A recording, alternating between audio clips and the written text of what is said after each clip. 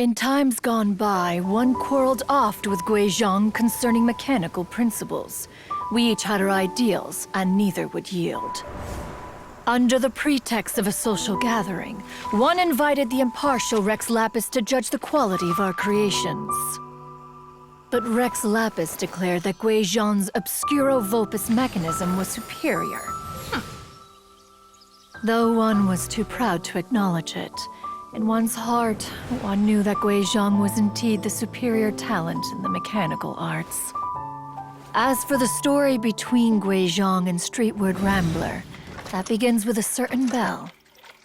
In Guizhong's opinion, while mechanisms were no substitute for human composers, they were yet capable of producing simple but fine melodies. But Streetward Rambler believed music to be an expression of the soul, an emotional enterprise that could never hope to be replicated by machinery. They argued endlessly, until one asked Rex Lapis to intercede. He confiscated the bell and designated it for ceremonial use. Thereafter, one would often find them convening in the mountains, discussing music, mechanics, and all the affairs of the mortal world. But these good times were not to last.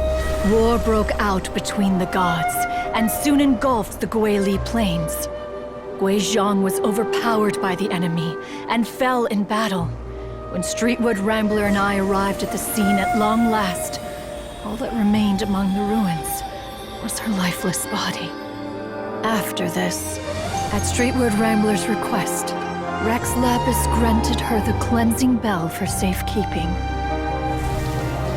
To honor our friend's memory, one made a few finishing touches to her ballistic device. Many lantern rites have passed since then. Many greetings and goodbyes. Upon what do you gaze? The Guili Plains? No. It's everything.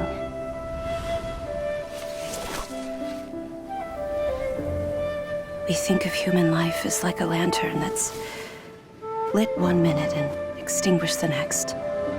But are we Adepti so different? Perhaps as dust settles after a storm, we too must one day return to the world below.